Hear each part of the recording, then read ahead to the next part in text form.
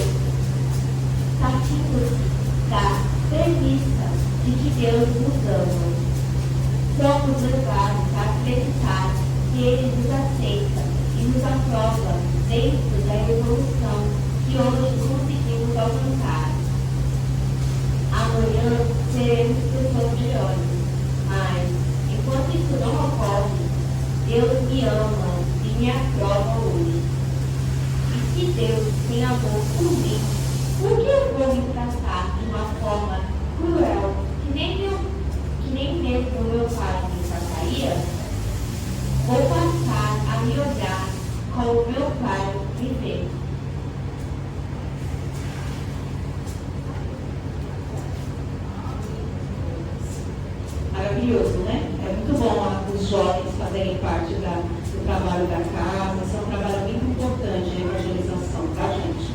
Obrigada, meninas. Então, vamos fechar os nossos olhos. Agradecer por esse momento, por essa leitura. Que Deus nos abençoe e nos proteja sempre nos nossos caminhos.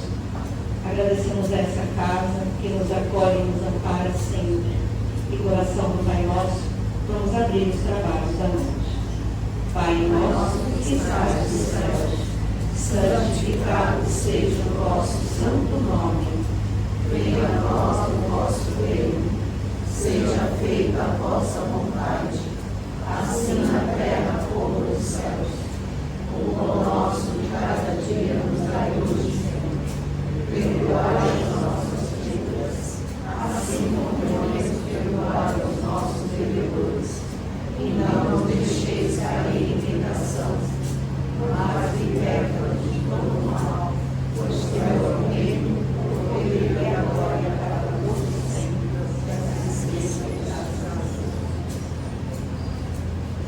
Palestrante hoje, nosso amigo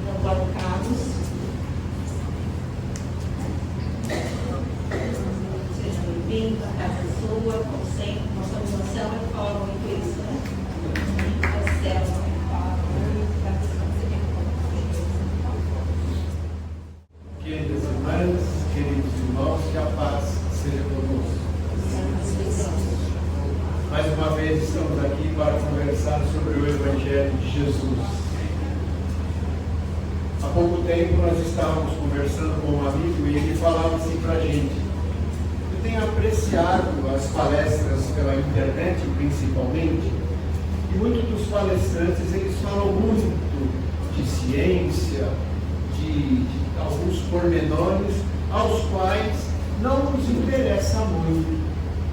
E ele é um rapaz, ou melhor, é um rapaz que ele está iniciando na doutrina espírita por um motivo muito forte, uma doença na família. Um ente querido adoeceu, uma patologia bastante grave, e então ele procurou recursos na doutrina para saber o motivo que estava acontecendo aquilo com ele, ou melhor, com o ente querido dele. E a doutrina falou que, ou melhor, a pessoa com quem ele falou citou alguns pormenores que a doutrina nos ensina e falou com ele que tudo se faz necessário. E ele veio conversar conosco.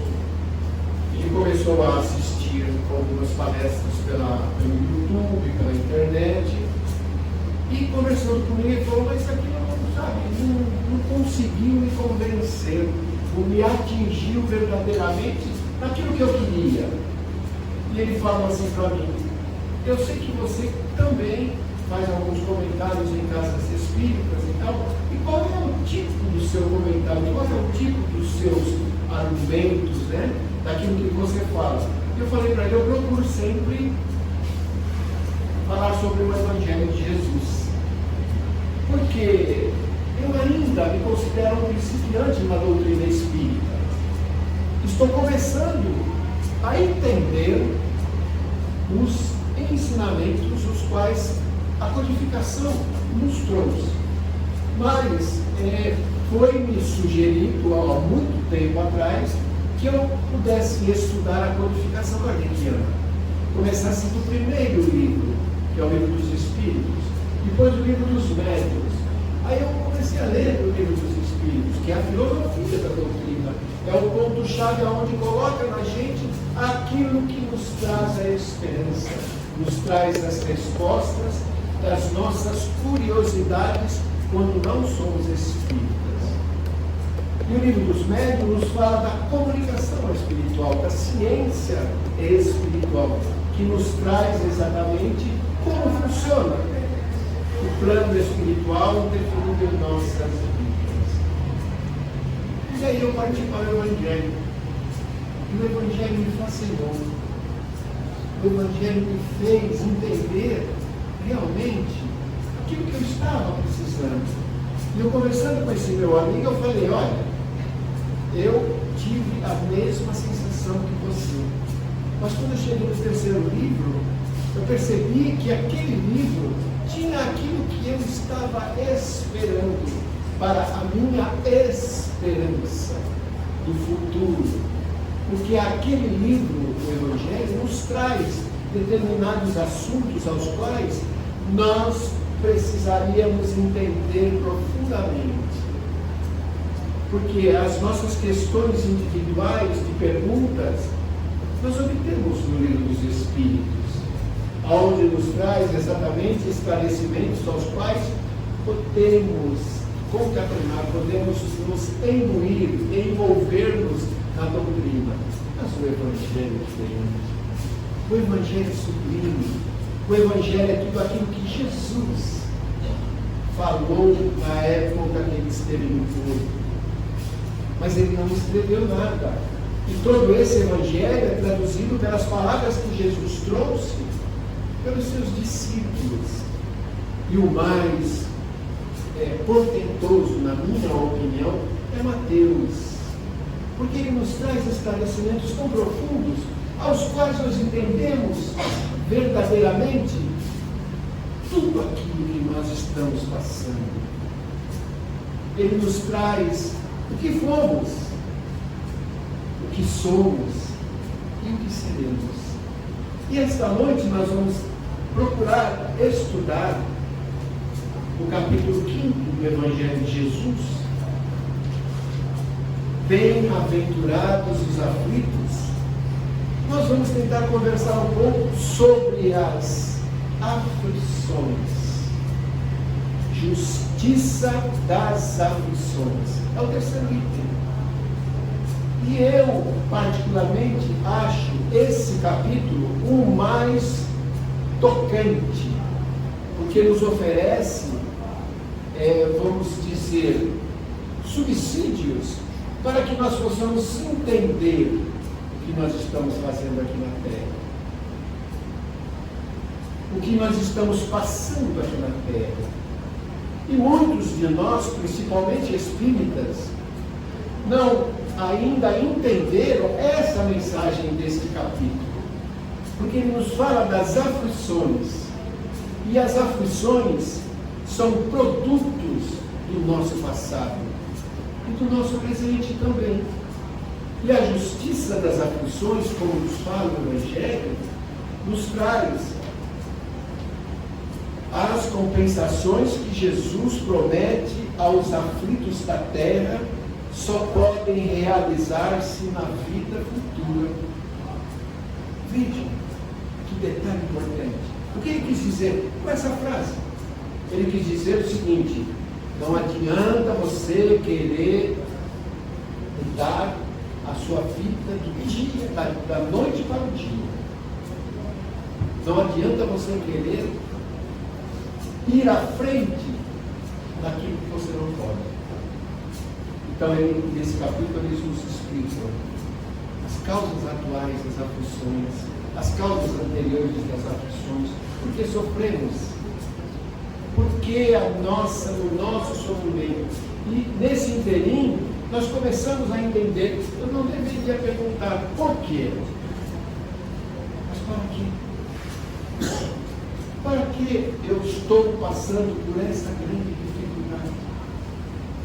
Para que é me mostrado tantos sofrimentos, tantas dores, e muitos de nós não podemos fazer nada, nada. Nós vamos ao hospital, ao médico, e ele nos diagnostica com uma patologia extremamente perigosa e às vezes até incurável. Uma doença incurável. Aí você fala assim: poxa, por que eu? Por que acontece comigo? Com tantos aí envolvidos em tantas falcatruas, em tantas vidas ruins, equivocadas, e eu que procuro ser uma pessoa honesta,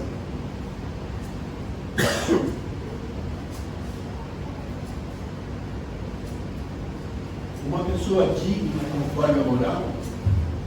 O que acontece comigo isso? Por que eu estou tão doente? Por que essa doença apareceu agora? E aí nós viramos a pergunta do porquê, para quê? Para que nós estamos passando por essas enfermidades? E mais adiante neste capítulo, que fala os sofrimentos devidos às causas anteriores na existência presente, como os que originam de culpas atuais, são muitas vezes a consequência de falta cometida, isto é, o homem, pela ação de uma rigorosa justiça distributiva, sofre o que fez os outros sofrerem. Então está aí a resposta. Tudo aquilo que acontece conosco foi o fruto de causas que nós plantamos no passado. E às vezes até nesta vida. Causa que nós fizemos sofrer, que nós fizemos destruir, que nós atuamos de uma forma equivocada, prejudicando muita gente. E o interessante de tudo é que os nossos maiores adversários, principalmente no passado, moram conosco às vezes debaixo do mesmo teto.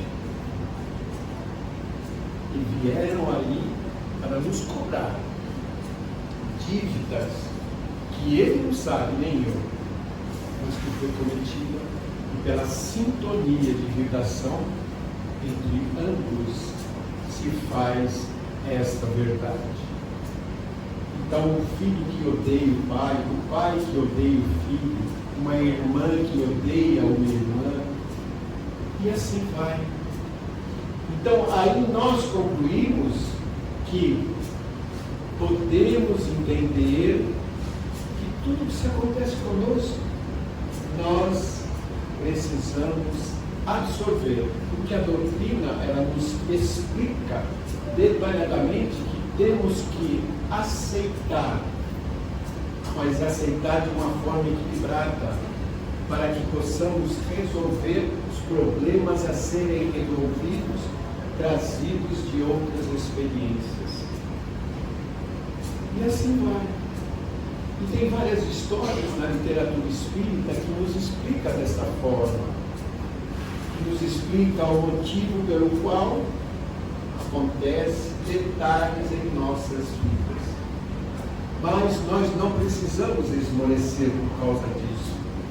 Não precisamos nos entristecer, mas sim resolver. E tem 3 itens que nos são oferecidos pelos Espíritos, aos quais nós possamos resolver detalhes importantes do passado. O primeiro é o arrependimento das causas cometidas no passado. Aí me perguntam assim, mas como eu vou me arrepender do processo que eu não lembro? Então, o interessante é quando na nossa família, principalmente, existem adversários que nós sabemos, isso está no Evangelho de Jesus. Esses adversários, concluímos que nós temos alguma diferença. E essa diferença precisa ser resolvida totalmente. E para que essa resolução se aconteça, em primeiro lugar, precisamos nos arrepender. Como? Como vamos fazer para arrepender? Então nós sabemos que aquela criatura que está conosco, e a sintonia não se faz, um não gosta do outro e o outro não gosta do um. Nós que temos um pouco mais de entendimento e percebemos que aquela pessoa que está próxima a nós não se interessa por nós, não nos tem aquela afinidade a qual nós gostaríamos que ele tivesse, e só nos maltrata, nós precisamos nos aproximar. Aí começa o arrependimento. Não é o arrependimento, meu Deus, eu me arrependo, se fiz alguma coisa para ele, eu peço perdão. Não é dessa forma. Nós precisamos nos aproximar daquela criatura. E aí vai a nossa potencialidade na humildade. Precisamos ser humildes, entender que fizemos, por isso há aquele movimento todo de antipatia, e precisamos nos aproximar da criatura ao qual nós não simpatizamos entre ambos. E essa aproximação já começa o arrependimento. Por quê? Porque nós estamos nos esforçando e deixando de lado o nosso orgulho para provarmos para nós mesmos e amenizarmos este sentimento, nos aproximando e tentando conquistar aquela criatura. Então, o arrependimento é uma fase interessantíssima. Por quê? Porque nos aproxima, nós sabemos que temos que nos aproximar para, quem sabe, fazer novamente uma amizade que foi desfeita por um prejuízo ao qual nós causamos uma traição, um roubo, até uma morte. Então, aí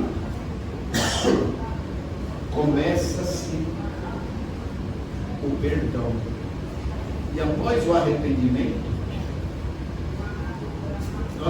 precisamos reparar, fazer a reparação do provável ato que cometemos.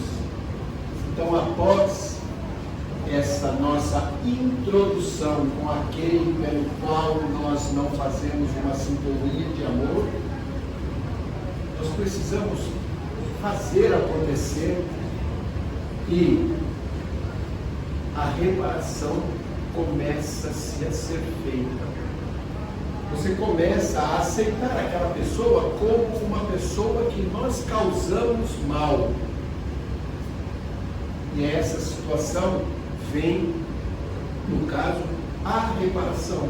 Se nós fizermos mal, vamos começar a fazer bem para ele. Vamos começar a tratá-lo de uma forma amorosa. Vamos começar a tratá-lo de uma forma digna, para que ele possa entender assim: eu não sei por que motivo eu não gostava de você, mas você sabe que da forma que você está começando a me tratar, e eu percebo já há algum tempo, eu já estou começando a gostar de você. Então, esta é a reparação. A criatura pela qual encarnou junto conosco, principalmente na família, nós começamos a nos reparar, irmãos. Ele começa a sentir uma sensação diferente comigo. Por quê? Porque eu dei esta oportunidade a ele. Eu, não vamos dizer assim, me humilhei, mas deixei o meu orgulho de lado. Me aproximei. Bem que eu podia falar assim: já que ele não vai com a minha cara, eu também não vou com a dele, então que se dane. E continua a minha vida. Mas aquela dívida continua, porque entre espíritos tem que haver a reconciliação. Como diz o Evangelho, reconcilia-se o mais rápido possível com o teu adversário, para que ele não te entregue ao juiz, e o juiz te entregue ao ministro da justiça, e este, por sua lei e ordem, te condenará à prisão. Digo-vos em verdade, só sairás de lá quando pagardes o último centavo. Eles falam em centavo no Evangelho, mas significa centavo. Então, este arrependimento já foi o início. A reparação é esta memorável frase de Jesus, dos amigos que fizeram este livro, para que nós possamos reparar. Porque senão o ministro da Justiça vai me condenar, para que eu mais uma vez sofra aquilo que eu não gostaria de sofrer. Por quê? Porque a minha vaidade, o meu egoísmo, ele não está permitindo. Mais subtilmente nós nos aproximamos daquela criatura.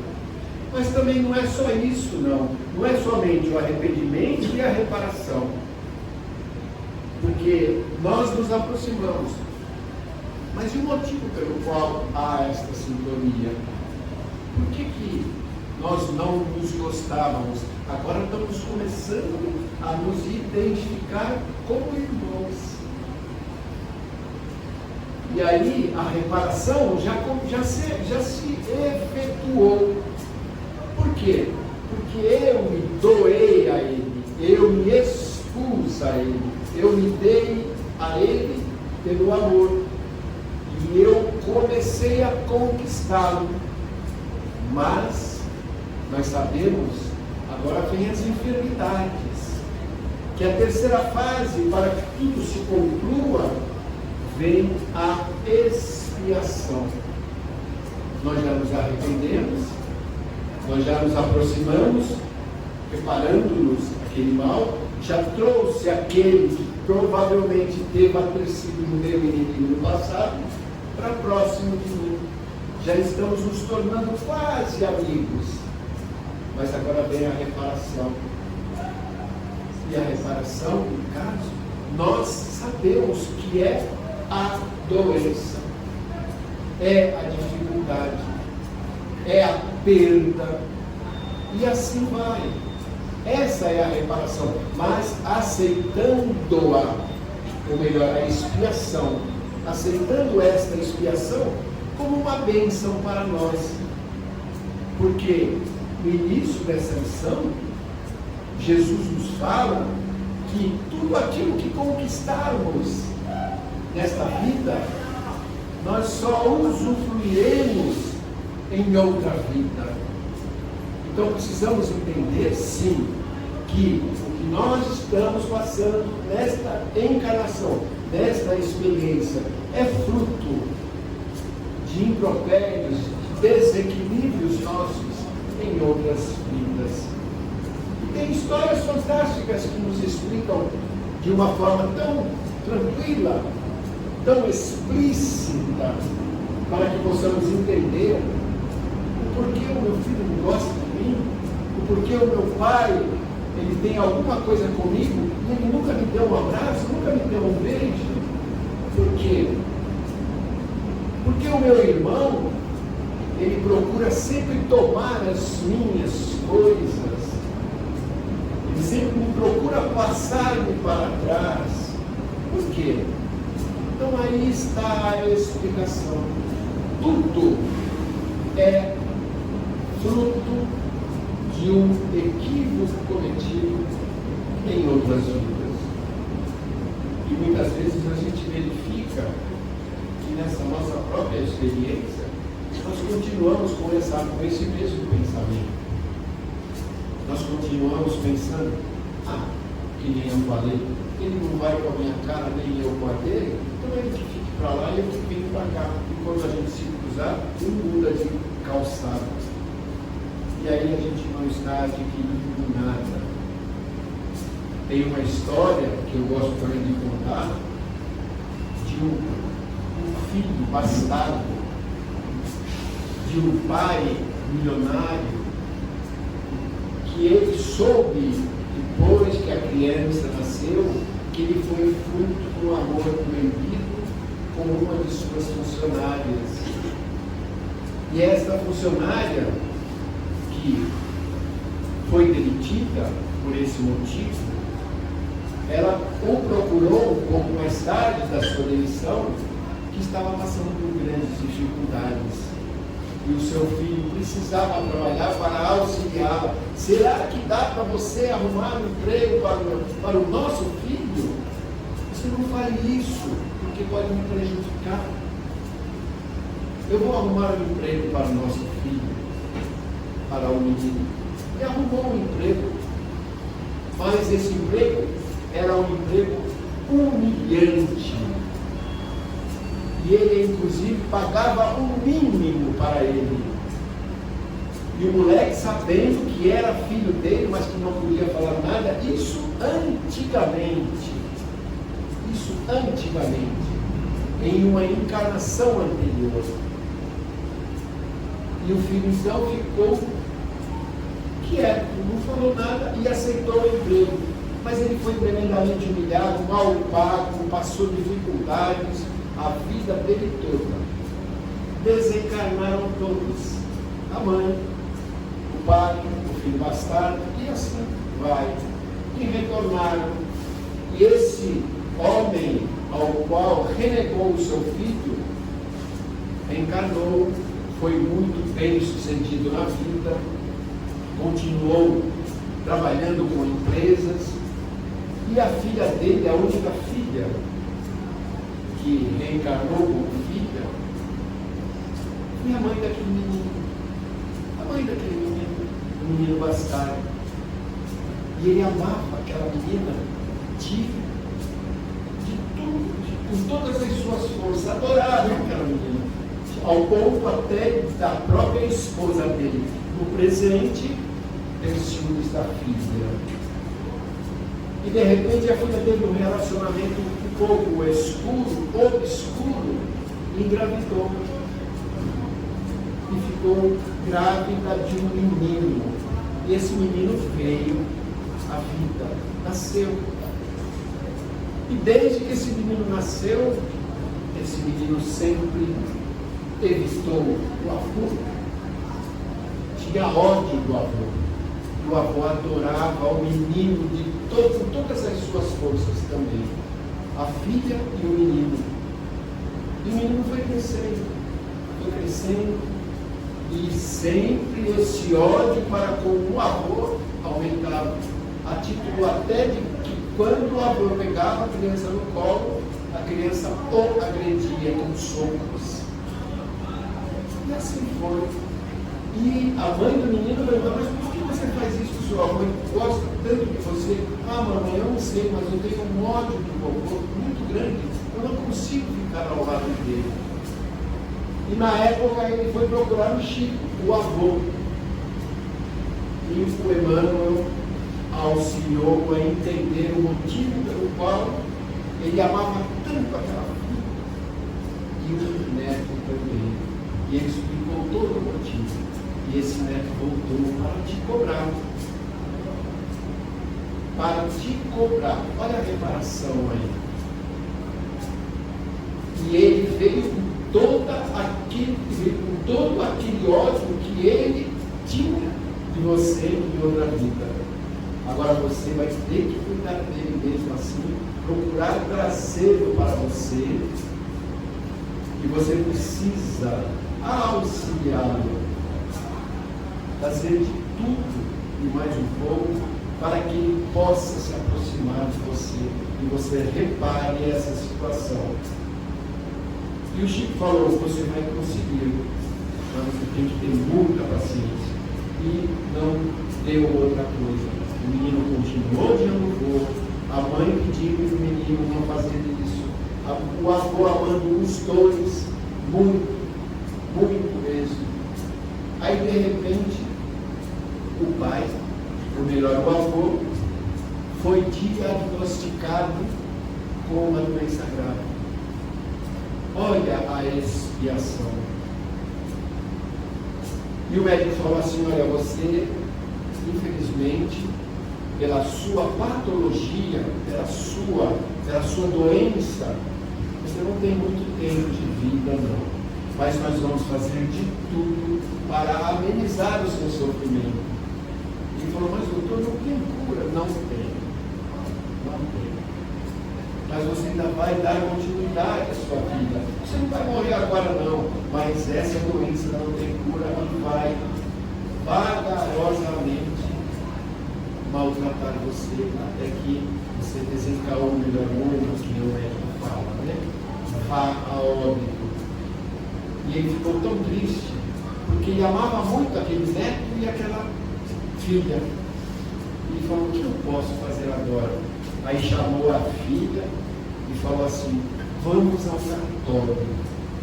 E foram os dois ao cartório.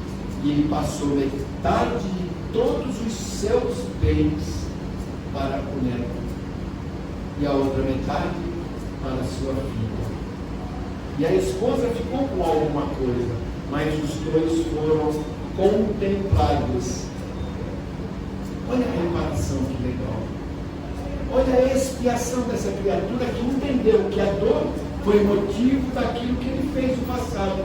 E todo aquele movimento estruturado no sentimento, ele sabia, porque o Chico falou a ele, que o problema sério foi de outras vidas. E às vezes nós não entendemos as situações difíceis pelas quais passamos. Não entendemos. Eu tenho um neto, mas o meu neto é a minha joia predileta, né? E quando ele chega em casa, a minha esposa está na minha frente para recebê-lo, ele atravessa pelo lado da minha esposa e vem pular em cima de mim. E é um amor fantástico, mas isso foi diferente. Esse eu tenho certeza absoluta que foi um Espírito que esteve conosco em outra experiência, em outra encarnação, e nós nos demos muito bem. Mas nós temos dois sobrinhos que já se expressaram o sentimento negativo que ele tem para conosco. principalmente quando eu cuidava dos meus pais, que eram netos do meu pai e da minha mãe. Mas eles não gostavam de mim de jeito nenhum, por tudo que eu fazia. Mas eu pensei comigo, motivo há. E se há motivo, eu tenho que desfazê-lo, demonstrando a minha atuação com os meus pais e com eles.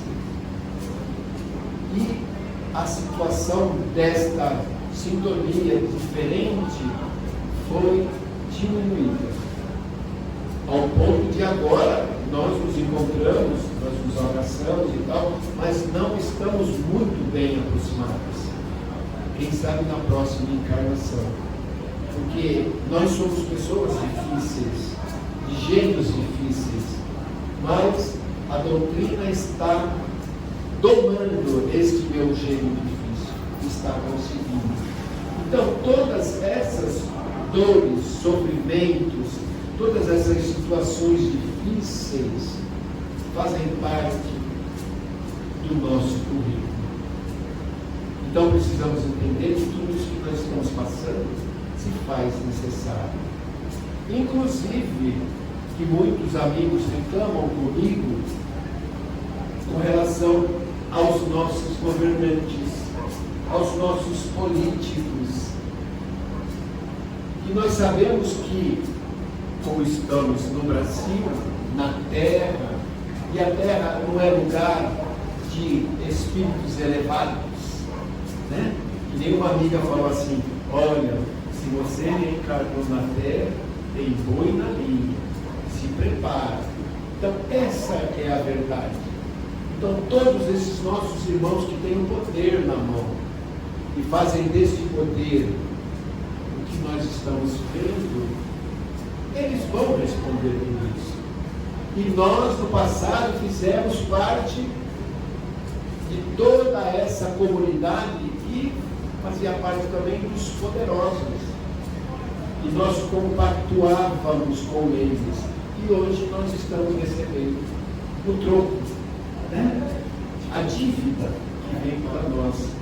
Mas o Chico falou assim, que no ano 2000, do ano 2000 para frente, iriam aparecer políticos jovens, de índoles boas e religiosas, para traçar um novo momento para o Brasil. E está acontecendo. Eu tenho acompanhado política, porque nós precisamos acompanhar e nos inteirar de tudo, porque faz parte do nosso próprio conhecimento. Então eu tenho acompanhado e tenho visto os meninos novos, com pensamentos, com atitudes, com esperanças diferentes daqueles que já lá estavam. Então todos eles irão retornar à parte espiritual. E todos eles vieram com uma condição, uma promessa deles próprios, de virem na atual situação de poder para auxiliar o nosso povo, para dar uma condição melhor, para favorecer-nos e resgatar aquilo que eles não fizeram no passado. E não estão fazendo alguns, não são todos. Deve ser algum político que para tocar a mãozinha. A maioria, infelizmente, estão equivocados, mas eles vão retornar para o plano espiritual. E com essa consciência totalmente pesada. E quando chegarem lá, como diz Santo Agostinho, Deus vai te perguntar: o que fizestes das almas confiadas à tua guarda? O que fizestes das almas confiadas à tua guarda? E o que será que eles vão responder? E vão voltar. Vão se arrepender, como já se arrependeram e tal, só que encontraram uma facilidade no livre-arbítrio ao qual foi oferecido a eles, e foram pelo lado errado. E eles vão retornar, muitos com grandes dificuldades, as quais proporcionaram nesta encarnação. E vão retornar com dificuldades até de condição de morador de rua. Tenho um amigo, um morador também, Raul Teixeira, que ele conta uma história, eu não sei se eu já contei essa história aqui, que é muito interessante e se relaciona com isso que nós estamos conversando. Que ele era professor de uma faculdade, de uma universidade no Rio de Janeiro, e todo dia, na hora do almoço, ele ia comer no mesmo restaurante e sentava-se à janela do restaurante. E ele começou a perceber um indivíduo, um homem forte, mas morador assim parecido, que não tinha, morava na rua, maltrapilho, que estava na caçamba ao lado do restaurante, catando comida para se alimentar. E ele pegava o resto de comida e começava a comer. Da onde estava, começava a comer. E toda vez que ele ia, ele verificava esse nosso irmão comendo a comida do lixo. E numa sexta-feira, que ele foi à reunião da casa pela qual ele frequentava, no final da reunião, o amigo espiritual da casa conversou com ele falando assim: eu percebi que você se apiedou daquele nosso irmão que estava comendo comida do lixo, não é verdade? E aí ele falou: meu irmão, a gente come com tanta limpeza, com tanta higiene, e aquele nosso irmão não se sabe o que ele estava pegando, se alimentando daqueles restos. Ele é nada como a lei da justiça, a lei da ação e reação, causa e efeito. Mas amanhã, ou quando você tiver curiosidade, veja o nome daquela fruta. Aí ele foi embora e tal. E aí na semana seguinte ele estava se alimentando, e no dia que ele sentou-se lá, ele percebeu que o indivíduo chegou novamente. Aí ele lembrou: caramba, o amigo espiritual pediu para que eu visse o nome da fruta. Aí olhou lá. Aí está escrito na tabueta: Avenida Deputado Fulano de Tal. Ele ficou assim: poxa, tem a ver isso com esse indigente, né? Aí na sexta-feira seguinte, o amigo espiritual voltou a tocar nesse assunto e falou assim: meu irmão, você chegou a ver o nome da rua? Eu falei: filho, mas não tem nada a ver, acho eu que não tem nada a ver com aquele nosso irmão que fica ali. Aquele nosso irmão, ele tem uma afinidade com aquela avenida muito grande. Sabe por quê? Porque aquele nome que está na placa é o nome dele, de outra vida. E ele era um deputado que usufruía dos bens para benefício próprio, da saúde, da educação, e tudo aquilo que ele podia roubar, ele pegava para ele. Ficou rico, milionário. Mas você acha que valeu a pena? Porque olha a condição que ele próprio pediu para vir daquela forma, para resgatar depois do arrependimento, da reparação e da expiação. Então vejam bem, tudo precisa ser consertado. A nossa vida, ela é como se fosse um quebra-cabeças. E nós precisamos, para concluir esse nosso quebra-cabeça e deixar ele completo, nós precisamos juntar as peças. E essas peças, para serem juntas, precisam de muita dor e sofrimento, muita dificuldade. Mas precisamos encaixar peça por peça, apesar de que a dor tente nos impedir, mas nós conseguiremos, porque o próprio Jesus nos falou assim: se tu queres vir até mim, pega a tua cruz, carrega a tua cruz e siga-me. O que significa esta cruz? É as nossas dores, os nossos sofrimentos. Agora mesmo, quando cheguei aqui, nós estávamos conversando ali fora, eu falei do momento que passou-se comigo, quando eu tive uma dificuldade muito grande, quando eu tratava dos meus pais. Eu já contei até esse caso aqui. E eu não tinha condição de dar aquilo que eu gostaria que eu achava que eles merecessem. E não conseguia. E um belo dia eu estou no hospital, quando eu entro no hospital, primeiro eu faço o evangelho no carro, para poder me ambientar e me fortalecer perante a lição lida e meditada, né? E aí quando eu abro o evangelho, o Espírito fala assim: não reclames das farpas da cruz que tu carregas, mesmo elas te ferindo profundamente, nunca te esqueças que ainda estás de pé. Por que eles falaram isso para mim? Porque eu estava reclamando que eu não podia dar aos meus pais aquilo que eu achava que eles mereciam. Então eu não merecia dar a eles, e eles não mereciam receber o que eu queria dar. Por quê? Pelas faltas cometidas no passado. Então o sofrimento que eles estavam passando, a dificuldade,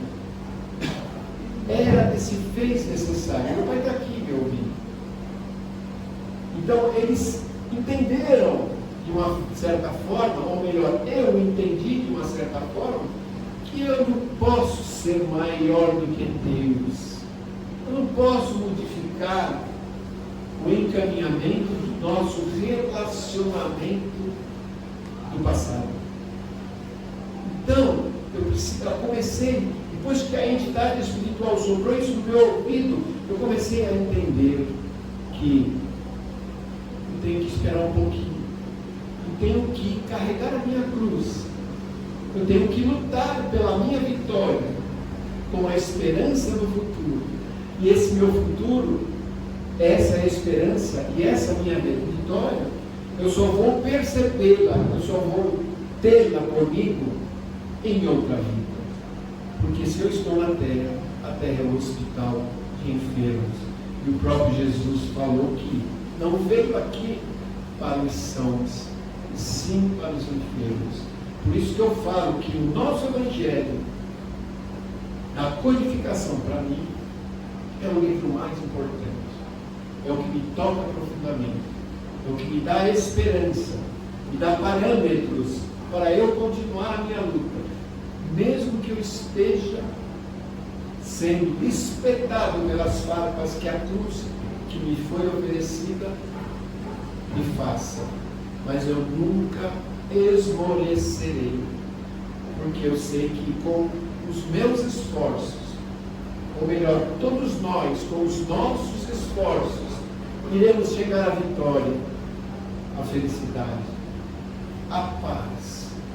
Mas se nós quisermos a paz, nós temos que produzi-la dentro de nós. Nós temos que fazer a paz primeiramente em nós, para depois começar a entender e a perceber da paz que nós fizemos, estar colaborando para a paz exterior, daqueles que estejam conosco e sintam que eu estou em paz. Que Jesus nos abençoe, que Jesus nos proteja e sempre nos dê a chance de podermos entender as lições do Evangelho, as suas lições, que é o nosso engrandecimento, é aquilo que precisamos para que a nossa vida seja mais facilitada, para que nós possamos entender as dores pelas quais são apresentadas para nós, e não perguntemos mais por quê, e sim Oh Jesus, me explica para que tu estás me oferecendo esta prova tão difícil, mas que contigo eu a vencerei. Que Deus nos abençoe.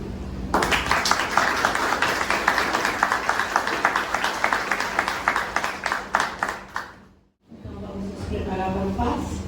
Vamos continuar nessa sintonia, né? Agradecendo a oportunidade dessas palavras, agradecendo a Jesus, que sempre nos fortalece, que a gente nunca perca a nossa fé e que a gente sempre persevere no caminho do bem, para que a gente possa caminhar com a nossa evolução cada vez mais.